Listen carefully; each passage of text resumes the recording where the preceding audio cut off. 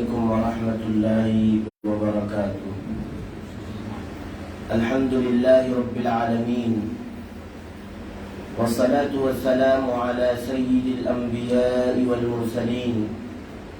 نبینا محمد وعلی آلہ وصحبہ اجمعین ومن تبعهم بإحسان إلى يوم الدین، اما بعد۔ محترم حاضرین کرام، کل کی تراویح کی نماز میں سورہ آل عمران کا اختتام کیا گیا اور سورۃ النساء کی 5 آیات تلاوت فرمائی گئی۔ اللہ رب العالمین نے تقریباً 4 سے 5 صفحات کے اندر غزوہ احد کا تذکرہ کیا۔ اللہ رب العالمین نے غزوہ احد کا ظاہر اجمالی طور پر تذکرہ کیا ہے۔ مناسب معلوم ہوتا ہے کہ غزوہ احد کا پس منظر کیا تھا اور اسی طرح اس جنگ کا خلاصہ کیا تھا، اس کو آپ کے سامنے بیان کر دیا جائے۔ غزوہ احد یہ سن 3 ہجری میں اللہ کے رسول صلی اللہ علیہ وسلم اور صحابہ کرام رضوان اللہ علیہم اجمعین نے مشرکین سے یہ جنگ لڑی تھی۔ غزوہ بدر میں جو اسلام کا سب سے پہلا معرکہ تھا، اس میں مشرکین کے بڑے بڑے رؤساء قتل کر دیے گئے تھے۔ اب ان لوگوں کو صحابہ کرام سے، مسلمانوں سے بدلہ لینا تھا اور ابو سفیان کا ایک قافلہ بچ کر مکہ پہنچ گیا تھا جس میں کافی ساز و سامان تھا۔ تو جو لوگ قتل کر لیے گئے تھے ان کے گھر والے ابو سفیان کے پاس آتے ہیں اور کہتے ہیں کہ اس قافلے میں جو بھی سامان ہے اس کو مسلمانوں سے جنگ کرنے کے لیے آپ وقف کر دیں۔ ابو سفیان تیار ہو جاتے ہیں۔ پھر یہ لوگ قبائل میں جا کر مسلمانوں کے خلاف بھڑکا کر مسلمانوں کے خلاف جنگ کرنے کے لیے لوگوں کو آمادہ کر لیتے ہیں، اور مسلمان بھی مدینہ میں ان سے لڑنے کے لیے تیاریاں کرنے میں مصروف تھے۔ اس طرح صحابہ کرام کی 1000 تعداد جمع ہو جاتی ہے مشرکین سے لڑنے کے لیے۔ اللہ کے رسول صلی اللہ علیہ وسلم مسلمانوں سے ایک مسئلے میں مشورہ دریافت کرتے ہیں کہ بتاؤ ہمیں مدینہ میں رہ کر یا یہ کس شہر میں رہ کر جنگ کرنی چاہیے یا باہر نکل کر مشرکین سے جنگ کرنی چاہیے؟ تو چند مسلمانوں کا اور عبداللہ بن ابی کا جو رئیس المنافقین تھا، منافقوں کا سردار تھا، ان لوگوں کا مشورہ یہ تھا، انہوں نے کہا اللہ کے رسول صلی اللہ علیہ وسلم ہمارے لیے مناسب ہے کہ ہم شہر میں رہ کر جنگ کریں، لیکن بہت سارے مسلمان اور خاص طور پر ان میں وہ لوگ جو غزوہ بدر میں شرکت نہیں فرما سکے تھے کسی وجہ سے، ان کا خیال تھا، ان کا مشورہ تھا، ایک حوصلہ تھا ان کے اندر کہ ہمیں شہر کے باہر جا کر مشرکین سے لڑنا چاہیے، اور اللہ کے رسول صلی اللہ علیہ وسلم اسی مشورے پر عمل کرتے ہیں۔ اب عبداللہ بن ابی کو تکلیف پہنچتی ہے کہ اللہ کے رسول نے میرے مشورے کو نہیں مانا اور 300 ساتھیوں کو لے کر پیچھے ہٹ جاتا ہے۔ تو صحابہ کرام کی تعداد 1000 تھی، اس طرح 700 صحابہ کرام بچتے ہیں۔ اب کچھ مسلمانوں کو تکلیف ہوتی ہے کہ ویسے بھی ہم مشرکین سے کم ہیں، ہماری تعداد مشرکین سے کم ہے، اوپر سے 300 آدمی اور کم ہو گئے۔ اللہ تعالیٰ آیت کریمہ نازل کر کے صحابہ کرام کو یاد دلاتا ہے، کیا تم غزوہ بدر کو بھول گئے جب تمہاری تعداد 313 تھی اور مشرکین کی تعداد 1000 تھی، تب بھی اللہ رب العالمین ہی نے تمہاری مدد کی تھی فرشتوں کو بھیج کر؟ تو کیا وہ رب جو غزوہ بدر میں مدد کرنے پر قادر ہے وہ تمہاری مدد غزوہ احد میں نہیں کرے گا؟ اس طرح مسلمانوں کو تسلی دی جاتی ہے کہ اللہ رب العالمین تمہاری مدد ضرور بھی ضرور فرمائے گا۔ اللہ کے رسول صلی اللہ علیہ وسلم صحابہ کرام کے سمیت میدان احد میں پہنچتے ہیں،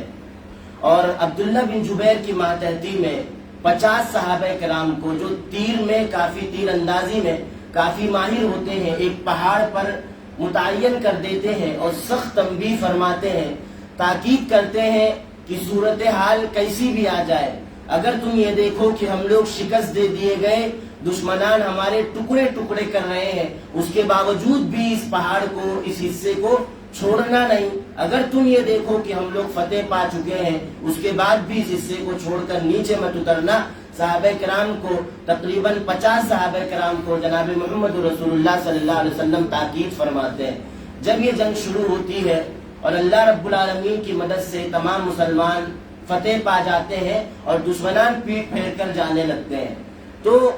وہ صحابہ کرام، جن صحابہ کرام کو اللہ کے رسول صلی اللہ علیہ وسلم نے عبداللہ بن جبیر کی ماتحتی میں ایک پہاڑ پر متعین کیا تھا، ان میں سے اکثر صحابہ کرام یہ کہنے لگتے ہیں کہ جب جنگ ہم جیت چکے ہیں اور مسلمان نیچے مال غنیمت تک سمیٹ رہے ہیں اور دشمنان بھی پیٹ پھیر کر جا چکے ہیں، تو ہمارا یہاں پر رک کر کوئی مطلب نہیں ہے۔ یہ ان کی اجتہادی غلطی تھی، لیکن اس کے باوجود بھی عبداللہ بن جبیر انہیں جناب محمد رسول اللہ صلی اللہ علیہ وسلم کا وہ قول یاد دلاتے ہیں، کیا تم لوگ اللہ کے رسول کی بات کو بھول چکے؟ اللہ کے رسول نے کہا تھا کیسی بھی صورتحال پیش آ جائے اس جگہ کو چھوڑنا نہیں۔ لیکن صحابہ کرام یہ سمجھ رہے تھے کہ جب دشمنان پیٹ پھیر کر جا چکے ہیں اور مسلمان نیچے مال غنیمت سمیٹ رہے ہیں تو ہمیں یہاں پر کھڑے ہونے کا کوئی فائدہ نہیں ہے۔ تو تقریباً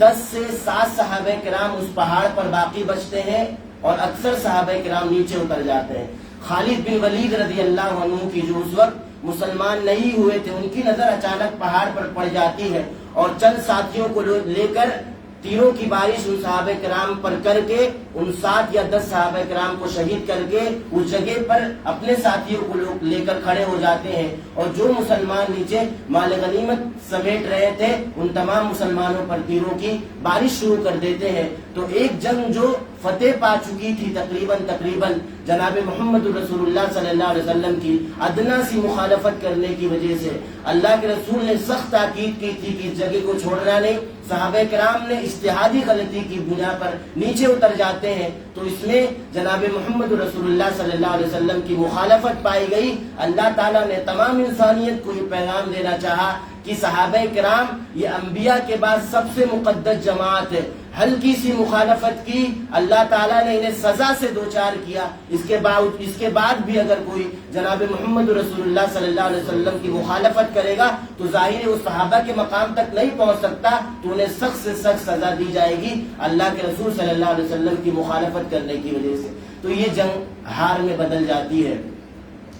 اس کے بعد اللہ رب العالمین نے غزوہ احد میں ایک واقعہ رونما ہوا تھا، اس کی جانب اشارہ کیا،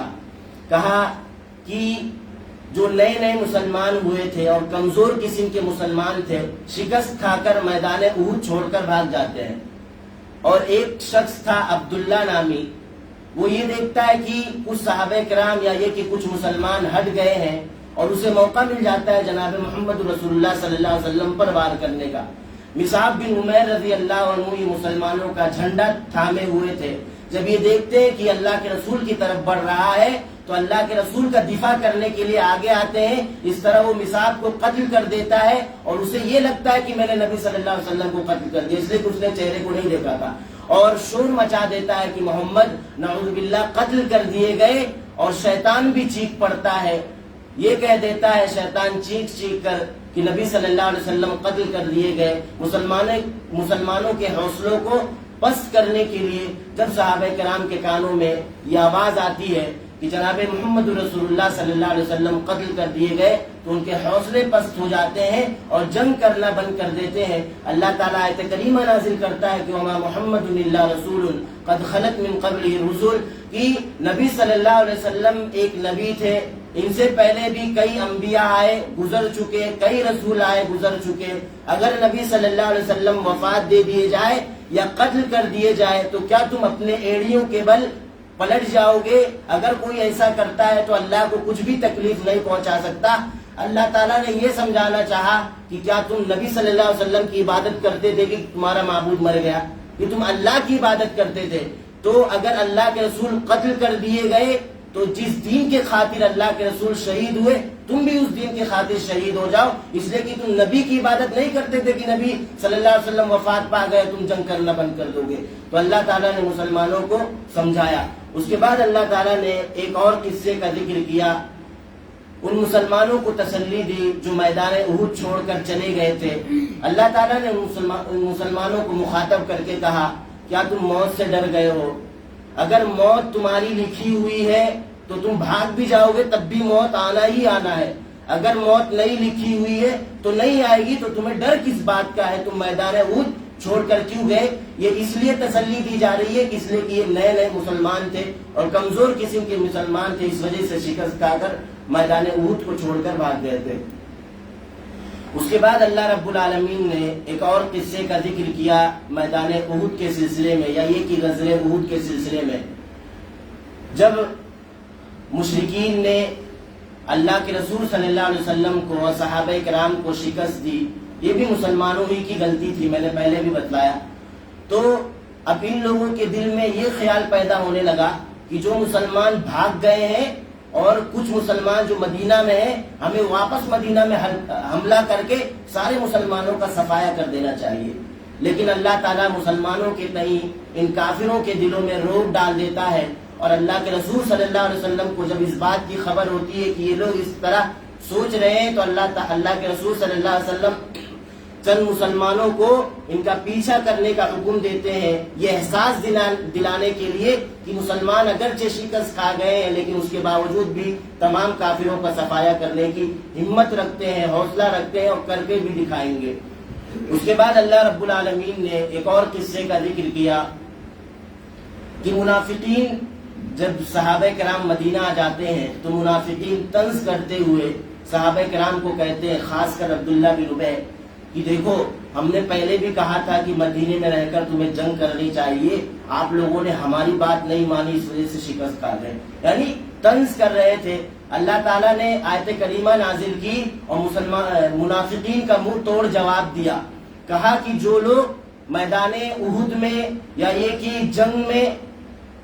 وفات دے دیے گئے تو یہ تو ان کی فضیلت کے لیے بہت بڑی بات ہے کہ انہوں نے اللہ کے راستے میں شہید ہو گئے، وہ لوگ اللہ کے راستے میں شہید ہو گئے، اور جو مسلمان بچ گئے وہ اس وجہ سے بچ گئے کہ ان کے تقدیر میں نہیں لکھا تھا مرنا، اس لیے نہیں مرے، تو یہ تو ان کی فضیلت کی بات ہے، تو اس میں چڑھانے وغیرہ کی کیا بات ہے۔ اس طرح اللہ تعالیٰ منافقین کا منہ توڑ جواب دیتا ہے۔ اس کے بعد اللہ کے رسول صلی اللہ علیہ وسلم کی